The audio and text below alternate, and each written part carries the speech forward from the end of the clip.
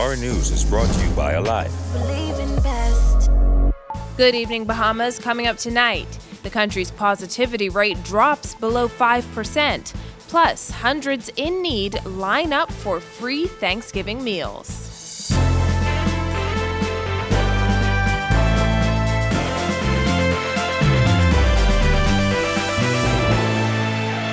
Well, over the past 2 days, the Bahamas' COVID-19 positivity rate has fallen below 5%, according to Health Minister Renward Wells, who touted the government's restrictions in flattening the curve. Kyle Joaquin has the story. The Bahamian people should know that the WHO would like to see a positivity rate below 5%. And on Tuesday and yesterday, our positivity rates were below 5%. Wells said once again the collective efforts of flattening the COVID-19 curve did not come by chance and were in fact the result of commitment and planning by the Minister administration. He pointed to the low number of positive cases recorded over the past 2 days, where 8 and 9 were confirmed. Wells, highlighting the drastic drop in hospitalizations compared to October, said government's plan is working. Down, as the Prime Minister would have said, from our national high on October 22nd of 122 hospitalized cases in country, we are down now to simply 19 cases throughout the hospital. His comments came as parliamentarians debated a resolution to extend the state of emergency and came 2 days after a new proclamation was released by the Governor General. And while there has been strong opposition to it, Wells called it fate that the Prime Minister is a physician. We now have at the helm of this nation an individual who's experienced in having dealt with these kinds of pathogens. And Mr. Speaker, as I always say in this place, it is not by chance, because I firmly believe that we have come to the kingdom for such a time as this. But one person certainly not impressed was opposition leader Philip Davis, who questioned if things are going so good, why the need for a new proclamation? This new extension of the proclamation of emergency has nothing to do with public health and everything to do with a competent authority, in my view, who has learned that he prefers to govern and spend without accountability or oversight. Davis, seeking for more reason behind the new proclamation, even got into it with several government MPs, including House Speaker Halson Moutry, over what he called a newspaper misquoting him regarding comments about the competent authority. You don't know my capacity and you don't know what I've touched, so don't go down that path. No. But you brought me there, you know. People are calling him a dictator. People call him anything. Yeah. Right? Now, if you want to explain what the paper reported you to have said, and you want to do it in here so you could excuse yourself from your boss and sit down, you could do that.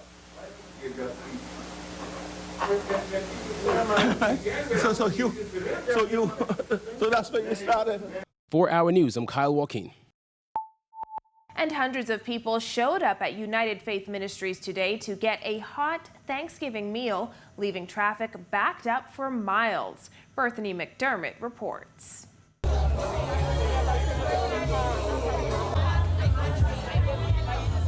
As many Bahamians continue to struggle during the COVID-19 pandemic, United Faith Ministries International launched Operation Thanksgiving. The initiative was designed to inspire the spirit of Thanksgiving by feeding more than 3,000 people. This initiative is seeking to feed a minimum of 3,500 people. We need no one to come out. They remain in their car, they drive up, and they declared how many lunch is needed. If the persons are not in the car, and they are given that amount of food to go with. Now, the demand for a Thanksgiving meal wasn't a small one today, as cars backed up the entire Fire Trail Road leading on to Shamilo Butler Highway. This as residents say this initiative is a big help during these hard times. The food distribution began at 11 a.m., but cars lined Fire Trail Road long before then. For Anthony Bodie, it was a blessing. Man, right now you caused me one cry. You bring tears to my eyes, because guess what? I didn't know where my meal was coming from, bro. To God be the glory. Also grateful was this unemployed widow who said things have been challenging. Thank God I have a little small stipend from National Insurance, and that helps me a lot. And that's how you make ends meet? It's rough. It's rough. But God is good and faithful. They're not alone. These residents also thank the church for the kind gesture. We couldn't ask for anything better, to be honest. You know, it's a great initiative. You see the amount of people out there? Man, this means a lot. I think it's good. You know what I mean? It's helpful for the people, a lot of people here who perhaps don't have a hot meal. I think it's very good for me. Reporting for Our News, I'm Berthany McDermott. Thanks, Berthany. Well, the family of a pilot who was killed 11 years ago is outraged after one of the people accused of the crime walked free. Jared Higgs tells us more. 29-year-old Bahama Resort pilot Lionel McQueen had his whole life ahead of him. It was just a real painful situation. His mother, Donna Stubbs, was heartbroken when McQueen was shot dead in his Golden Palms Estates apartment on September 20th, 2009. His mother remembers that early morning phone call. Everything went dark. Everything just became blank. My mind, I almost lost it. 3 people, including then 20-year-old Janera McKenzie, were charged with McQueen's killing. But 11 years would pass and no trial commenced. His death means nothing? Are you serious? The Court of Appeal ruled that McKenzie's 11-year wait was unconstitutional. The 31-year-old is free to live her life. McQueen's family feels let down by the system. His aunt, Shawn Saunders, raised him since he was 5, so losing him was like losing a child. The fact that nobody has been tried in 11 years for his murder is the most ridiculous, outlandish injustice ever. It is a slap in the face for people like myself and my sister and my entire family who have been upstanding citizens in the Bahamas who have abided by the law. McQueen's death and the subsequent lack of even a trial highlight a years-long backlog in cases. Accused persons wait years with charges over their head, while families have to wait for an answer surrounding their loved one's death. McQueen's mother says he always wanted to fly planes. His aunt remembers dropping him off at college. They both say he was taken too soon. One day he called me back and he said, "Mommy, guess what?" I said, "What?" He said, "Bahama said, called me, they gave me a job." And I said, "Wonderful."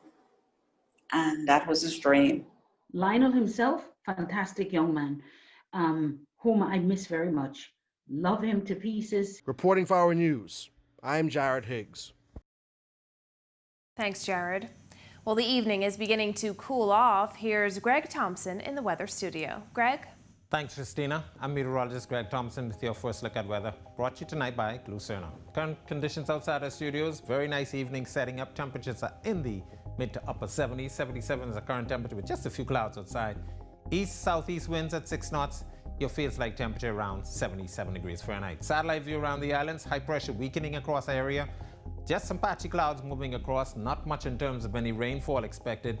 Evening is setting up. Conditions will continue through tomorrow. That's your first look at weather. Your extended forecast is still to come. Still to come, a man is charged with the deaths for a couple found in a car, plus what it's like to be pregnant during a pandemic. Stay with us.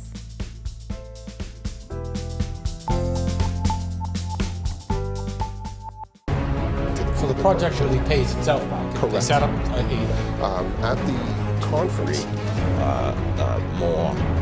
the school.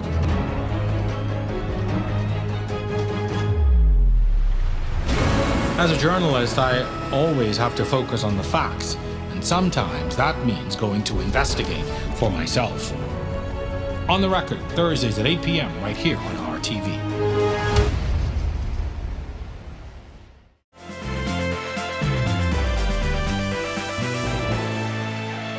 29-year-old Dominic Moss, seen in the blue t-shirt, and 34-year-old Mark Augustine, seen in the Tommy Hilfiger polo, both facing murder charges for separate incidents. Moss, a resident of Commonwealth Boulevard, was charged with murder for the November 17th killing of Ryan Taylor and the attempted murder of Travis Curry on Commonwealth Boulevard. Augustine was charged with the November 21st killings of Doreen Mortimer and an unknown man whose bodies were found in a vehicle on Ida Street. They were not required to enter a plea and were remanded to prison. The two men will return to court in February. In other news, an estimated 116 million babies will be born during the COVID-19 pandemic. Pregnancy alone presents its own set of challenges. But in a pandemic, even mothers who have given birth before find themselves having to make tough decisions. It's almost kind of like you're in a bubble. You can't really do much. You kind of have to isolate yourself, and you can't really get to enjoy it. Crystal Trico Culmer is 7 months pregnant and preparing to welcome her first child. But it isn't quite what she expected. Culmer is still coping with a miscarriage she experienced earlier this year when she learned she was expecting again. Since then, she has had moments of apprehension and loneliness, thinking about how she will meet her baby during a pandemic. I could be okay with not having a baby shower, not having a gender reveal, but to be alone with just, my doctor, a nurse, midwife, and, just having to do that alone, especially as a first time, is really scary for me. So she began preparing for the inevitable. Culmer says she has been studying breathing techniques for the likely chance she will give birth alone. Midwife Anna Forbes has more than 20 years' experience under her belt. Since the pandemic, have you seen people more interested or inquiring more about doing a home birth or trying to avoid going to the hospital for delivery? Definitely. My phone rings. I have so much on WhatsApp. I don't know if I was able to respond to all of them. Definitely. You see, people are in a panic. Forbes says because of the uncertainty of the pandemic, women are looking for alternatives to hospital births. A home birth shouldn't because you fail. It goes beyond that. That's not a reason to have a home birth. That's not the only reason. That shouldn't be the main force driving that. Yeah, because it's involved much more than that. Home births are not as common as they once were, but Forbes says the increase in interest proves that there is a demand for more birthing centers in the country. But for some women, there is no choice, and a hospital birth is the only option. Watch the extended version of We're in This Together on Facebook. And we've got a lot more news ahead, but first, here's the RF Market Watch. It's now time for tonight's Financial Market Minute, brought to you by RF, your local investment bank.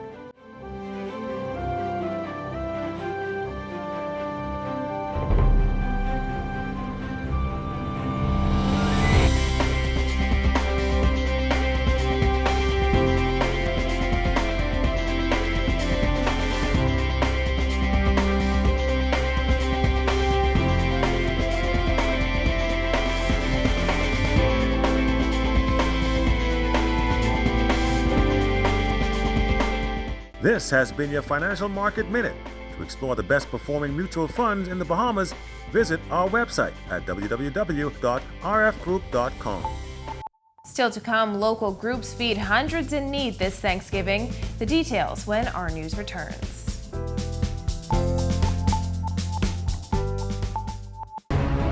So the project really pays itself back. Correct. They set up at the conference, the school.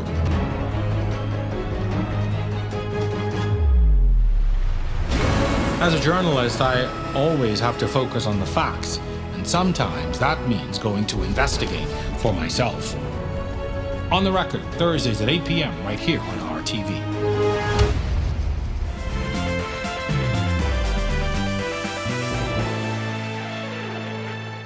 This is our news. Welcome back. The Rotary Club of New Providence today partnering with AML Foods and the Royal Bahamas Police Force South Central Division to give 100 bags of groceries and clothing to Englerston residents. The initiative came just in time for Jasmine Brown, an unemployed mother of 3. Just hustling. Close mouth, don't get feed. Get up and get it. That's all I can tell people. Don't be shy. There's a lot of them willing to help people, but everyone has to swallow their pride. I ain't swallowing mine. Rotary Club past president Valentino Hamilton says the club donated more than $2,000 in food packages.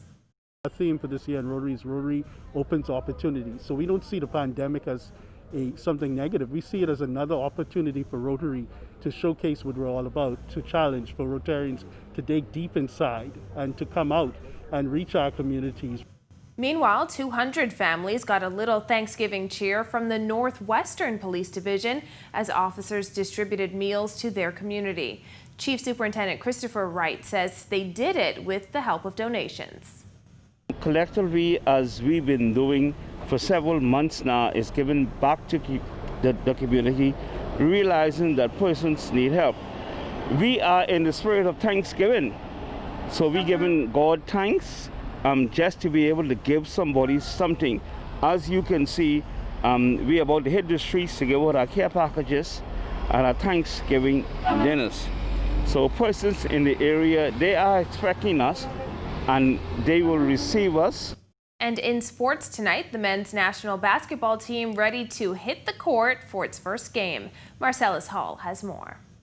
Thanks, Christina, and welcome to our sports, everybody. I'm Marcellus Hall. Happy Thanksgiving, everybody, as we get set up for what's ahead of us. That includes our men's national basketball team as they're ready to roll against the United States in their first matchup, not until the 29th, but meanwhile, they're getting settled in and ready for action. Our men's national basketball team now in Indianapolis ahead of their two-game set there. Head coach Chris DeMarco on the team's readiness to play. But I do think we're headed in the right direction. I know this window especially, guys aren't that familiar with each other. So that's been one of our things we've been trying to do since we've got here is getting guys to hang out and just get to know each other. And I think that translates to the basketball court. But again, that's obviously a challenge with the protocols and tight windows for when guys are able to be around each other. So we have to maximize our practice time. Team members Deshaun Taylor and Jerron Cornish just looking forward to getting back on the floor. Our mindset right now is everyone just staying together, coming together, and getting to know each other, and just going out there and doing whatever we could to try to get a W. It's pretty upbeat given the circumstances. I don't think anybody wants to go through these daily testings, being locked down in AKA Guantanamo Bay. You know, we can't go outside until next week. But for so far, we're just trying to mesh, get the chemistry right, because that's going to be important, especially in FIBA play at this level. You know, it isn't too much about individuals, it's more so about the team coming together as a collective. So I think so far, everybody's pretty positive. Still with hoops, college basketball season now underway. Bahamian Kai Jones, 19th ranked Texas, taking on UT Rio Grande Valley in their opener. Jones, starting at forward, turned in a solid performance, shooting 6 of 6 from the field, including these monster dunks here. He finishes up with 14 points, 8 rebounds, and a steal. Longhorns winning a romp, 91-55. Their next game, November 30th, versus Davidson. After the game, Jones talked about his continued development as a player. I wanted to get better at being more violent with my finishing, getting to the rim, better with my catch and shoot threes. I didn't shoot any tonight, but I'm going to continue wrapping those and working on those and getting in the gym more. And also just being an elite rebounder. I think that's something that's going to help the team a lot. So in my mind, as I was working out every day, I just kept working on catch and shoot threes, playing with confidence, finishing over people, and just also playing in transition as well. I feel like I can do a lot of things in transition in this game. All right, so there you have it. Of course, we'll give you details from all the Thanksgiving football matchups that are ahead of us today and get you all set up for the locker room, which comes your way tomorrow as well. All right, Christina, back to you. Meanwhile, everybody else, happy Thanksgiving. Thanks, Marcellus. Still to come, it's beginning to feel a lot like cooler temperatures. Plus, Bahama celebrates hometown heroes. Stay with us.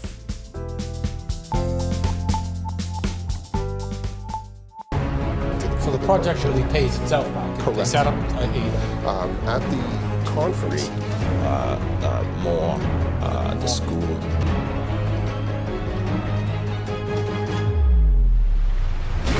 As a journalist, I always have to focus on the facts, and sometimes that means going to investigate for myself.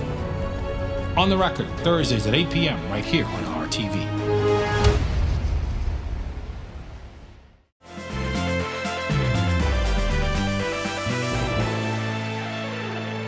Welcome back to our news. As the holiday season kicks off, here's Greg to tell us what we can expect over the next few days. Thanks again, Christina. Our second look at weather brought to you tonight by Infragrow. Satellite view around the area. Beautiful conditions. That high pressure system across our area is weakening as we speak. Some patchy clouds moving across the area. Maybe an isolated shower or two. High pressure will exit the area. We have a frontal boundary across the southeastern United States that should be getting in here sometime by end of the weekend into early next week.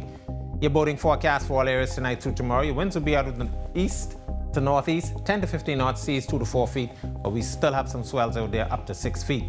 Your tide will be low at 11:20 tonight. Here's a look now at your national forecast.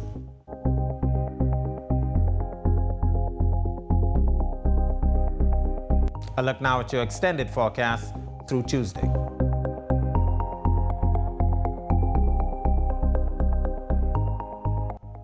That's a look at our weather. Happy Thanksgiving, everybody. Back to you, Christina. Thanks, Greg. Well, one of the island's largest resorts is working to make this holiday season a little brighter for 25 Bahamians. Kyle Joaquin tells us more. Welcome to the Bahama Resort. Pretty soon, 25 deserving Bahamians will get the chance to hear those words in person as they walk through the doors of Bahama to begin a 3-night stay at the resort, as Bahama gets set to recognize hometown heroes. With this initiative, the resort is calling on you to nominate anyone in your community who you feel is deserving of the title of hero, and share how their actions have helped during the rough time brought on by the pandemic. Whether they be essential workers, nurses, teachers, police persons, law enforcement, family members, who have played such a role in keeping the community together. The winners can cash in on their 3-night stay anywhere between January 4th and May 30th of next year.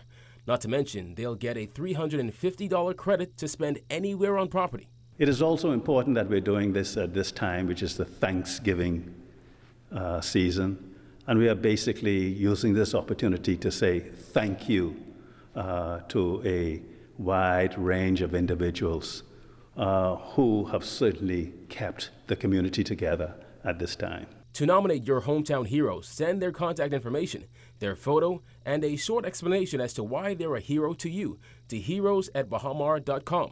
The deadline is December 11th. Winners will be announced December 22nd. The whole program is to say thank you to these individuals during this time period. For Our News, I'm Kyle Joaquin. The Cancer Society's Love Lights a Tree fundraising event is going virtual this Friday, refusing to go dark during the COVID-19 pandemic. Co-chairperson Gina Gonzalez-Roll says the heartwarming event will be broadcast live on the Cancer Society's Facebook page. We expected to have a huge bang, but as everything else in the country, COVID has just changed it all. So this year we have decided to do a virtual Love Lights a Tree where we're really inviting persons who are really just a part of the program to come out. If persons would like to give in person, they can pass by. We will have a bin there, but we ask them to actually contact the Cancer Society. Each year, a 40-foot Olympia Christmas tree is erected on the Mall at Marathon's property. Organizers say the event raises funds to help Family Island patients travel to New Providence for treatment. Well, thank you for joining us for our news tonight. On behalf of the entire team, I'm Christina Dragovich. We'll see you right back here tomorrow night. Have a beautiful Thanksgiving, Bahamas.